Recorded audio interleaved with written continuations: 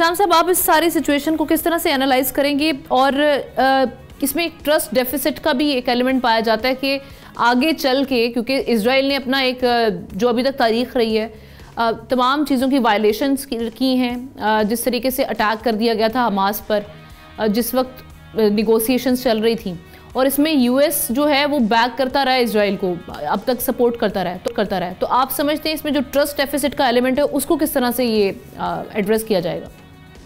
जी आमना, मेरे ख्याल में इसमें चार बड़े आप टेक अवेज हैं जो मैं समझता हूँ कि जो बड़ा वाज़ेह तौर पे नज़र आ रहे हैं। पहली तो बात है कि जंग बंद नहीं हो रही थी। आप देख लें जिस तरीके से 7 अक्टूबर 2023 से लेकर अब तक कितनी तबाही हो चुकी है।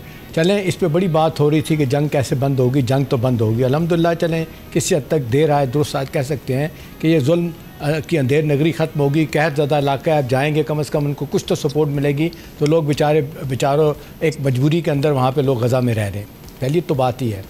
दूसरी बात है आमना, बड़ा टेक अवे जो मेरी नज़र में है, मेरा ख्याल है उस पर डॉक्टर साहब ने नहीं अभी बात की और ना ही मसूद साहब ने बात की है, वो ये है कि सारे मामले को इस तरह देखना चाहिए कि इसमें एक एलिमेंट बहुत बुरे तरीके से मिसिंग है।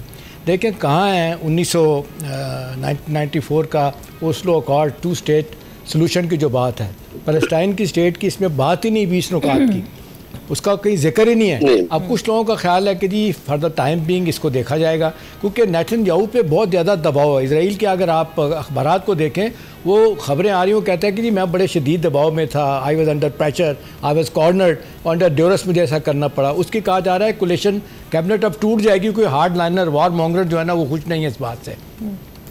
अमेरिका को नज़र आ रहा था कि इजराइल की वजह से दुनिया में बहुत ज़्यादा उनकी मुश्किलात बढ़ रही हैं। नतीजतन कहा गया है कि जो खबरें आ रही हैं कि बड़ा शदीद तरीके से प्रेसिडेंट ट्रंप ने उनको मजबूर किया कि इस पर साइन करने, वरना देखें ना एक तो बहुत बड़ी सुबकी तो आमना हुई ना, कोई विक्ट्री तो कोई नहीं हुई। हमास को जो कहा गया था कि जी आप हथियार डाल दें, हथियार तो नहीं डालें ना, अभी तो डिसआर्म करने की बात हो रही है। लिहाजा इक्वल फुटिंग पे बात हो रही है हमास की भी और इजराइल की भी। तो एक बात तो मानी पड़ेगी कि हमास को एक पैरेलल एक ताकत समझा गया और एक मायदा उनके साथ किया गया, अगरचे 72 घंटों में फैसला आना।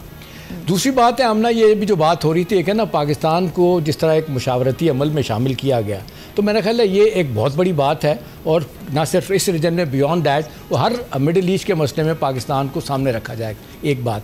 तीसरी इंपॉर्टेंट बात ये आमना कि अब ये रिहेबिलिटेशन जो होनी है ये किस तरीके से होगी। अब कुछ इत्तलात आ रही हैं कि इनिशियली $100 बिलियन जो है ना वो UAE, कतर और सऊदी अरब जो है ना वो पूल करेंगे, ताकि ये पैसा, ये तो तय हो गया, अमेरिका ने एक टका नहीं देना, ये सब कुछ इन्हें खुद करना पड़ेगा।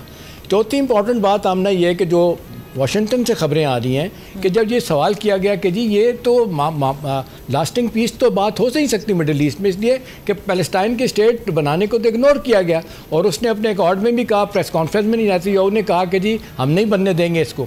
अब अंदर से इतलात आ रही है कि वो शर्त लगा रहा है, वो कंडीशनल कर रहा है इस मामले को नेतन्याहू कि जी इब्राहिम अकॉर्ड में बाकी ममालिक भी शामिल हो मुसलमान, उसके बाद मैं इस तरफ जाऊँगा।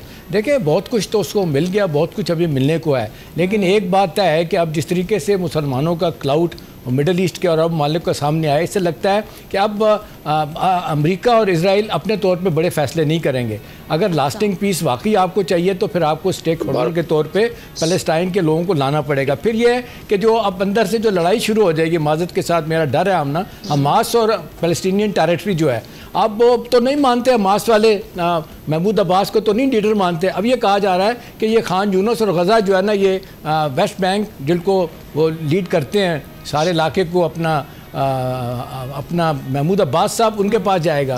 वो क्या मानेंगे कि नहीं मानेंगे सवाल है।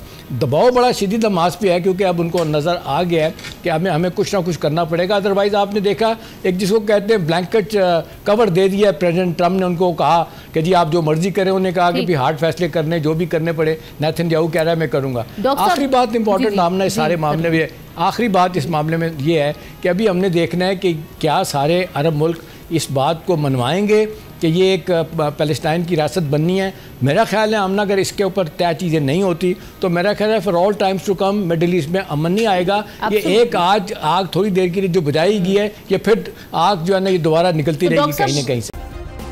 सब्सक्राइब करें और बेल दबाएं ताकि कोई खबर रह न जाए।